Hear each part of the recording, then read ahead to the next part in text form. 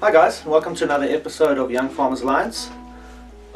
Today we're going to be planting some tomatoes. It's the first sort of planting of the season.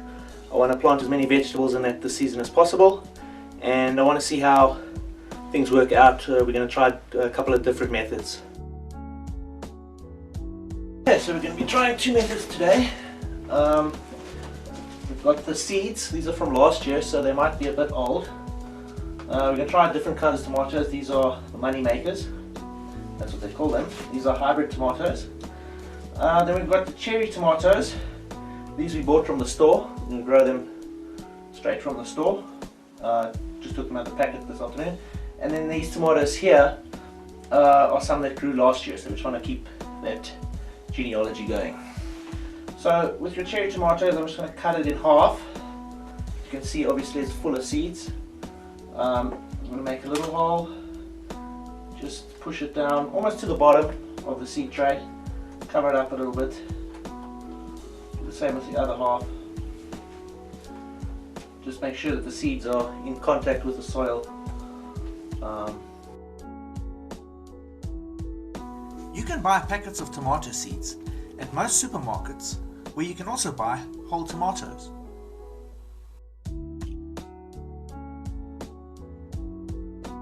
Okay, so we've had all the full tomatoes, cut them in half, just squished them out, put them in the seed trays. Very important is to mark everything that you do with a label. So now we're just putting the seeds in. I've just made a little hole with my finger, and it's pretty self-explanatory. You just put the seeds into the soil. This is compost. It's a nice rich composted soil, so obviously you want your soil to be as nutrient rich as possible, especially in the seedling phase. You don't want to have to mess around with fertilizers and nutrients and that, especially because the seedlings, this is they're obviously the most vulnerable now. So when it's a big plant, it can take care of itself with some exceptions. Now is the time you really have to take care of it. So that's why we're doing it inside here, indoors, because it is still technically winter until the 1st of September, and even after the 1st of September it can still be cold. Water your seedlings daily, or as often as necessary, to keep the soil damp, but not soaked. The seeds need to be exposed to water in order to germinate, but need to be left in place in order to grow roots. For this reason, you should water with a gentle stream, like this milk bottle with pinholes in the lid, or a spray bottle mister. Okay, so I'm going to be planting the first of the tomato seedlings. Just going to dig a hole. The soil is nice and rich. It's got compost and vermiculite in it, just to keep the moisture levels nice. As you can see, even quite deep, it's nice and dark. Dig a little hole.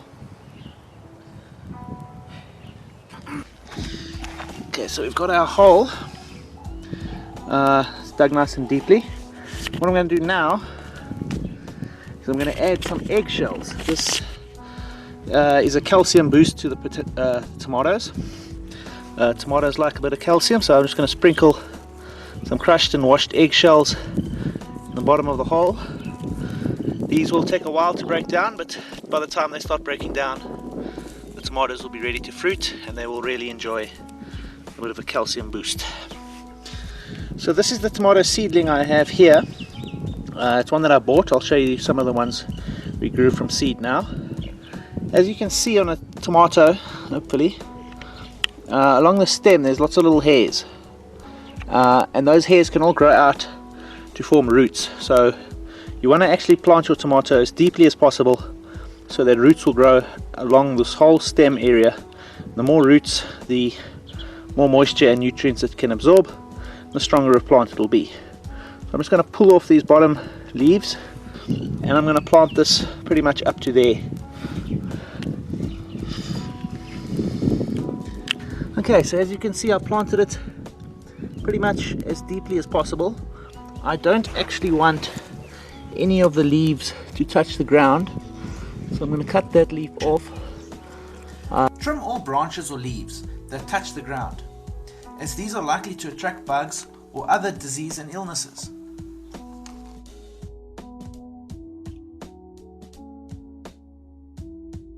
Hi guys, welcome back. So it's the end of October. The tomato plants are growing really well, but we need to cut the suckers off. What suckers are leaves and branches that just chew up nutrients, but they don't add any energy to the actual fruit. So they're just one extra thing that bugs and that can go onto. So what we generally do is we cut the suckers off and we leave the branches. How do you tell a sucker from a branch? Well, the branches grow horizontally and the suckers grow at a 45-degree angle. Let me show you. Alright, so here we can see the difference between a sucker and a branch.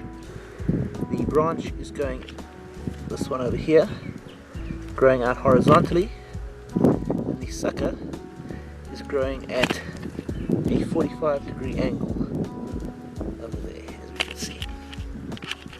So what I'm going to do is I'm just going to take a pair of scissors that's been cleaned and cut the sucker off. Should have done that in one go, just like that.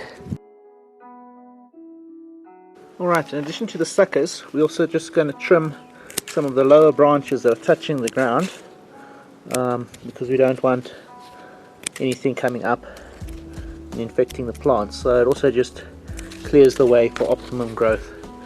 The plant is going to concentrate on growing higher up where the fruit is, especially as we start to stake it.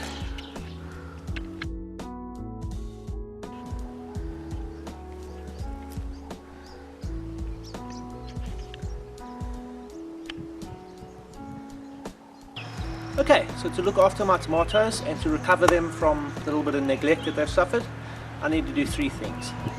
Firstly, I need to lift the tomato plant up and stake it, because I want it to grow vertically and not on the floor. A lot of the problem with the leaves turning brown and that was I think they were on the floor. Secondly, one of the other reasons they'd be turning yellow would be lack of nutrients. In other words, I need to feed the plant. So that's what I'm going to be doing with this here. This is the plant food I always use. This is Seagrow. It's a fish emulsion. What I like about it is that it feeds plants, but you can't overfeed them. There's many fertilizers. If you overfeed your plants, you can actually kill them with fertilizer burn. But first thing I'm going to do is I'm going to stake the plants, just get them up off the ground. Then I'm going to cut all the yellow leaves, all the brown leaves, just cut anything that looks unhealthy off the plant, stake it up, feed it, and it should be back on its way to being a really healthy plant. Use sticks, trellises or wire to support your plant and get all the branches and fruit to grow away from the soil where there are many contaminants. Pushing my stake in and tying my plant to the stake so that it will grow vertically, not touch the ground.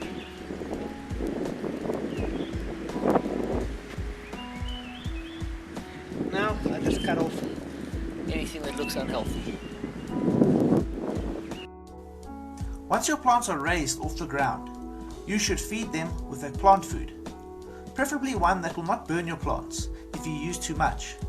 This is why I like a fish emulsion like Seagrow, as it contains all the nutrients your plants need in a safe, easy to apply format. Giving it some plant food. This is more water mixed with Seagrow plant food, so none of the leaves should be yellow or brown after this.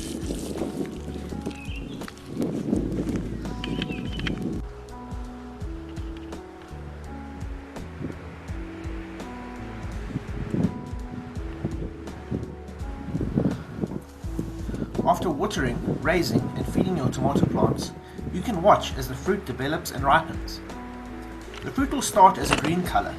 You can pick it if you like fried green tomatoes, but it's best to wait until it changes to an orange color. If you pick tomatoes while they are still orange, they will continue to redden and mature in storage. Otherwise, pick the tomatoes when they are lovely and red for a delicious homegrown salad. Whether eaten fresh or converted into delicious tomato paste or preserves, nothing beats the flavor and taste of tomatoes you have grown on your own. Please like and subscribe to my channel, and be sure to join me on the next episode of Young Farmers Alliance. Thank you.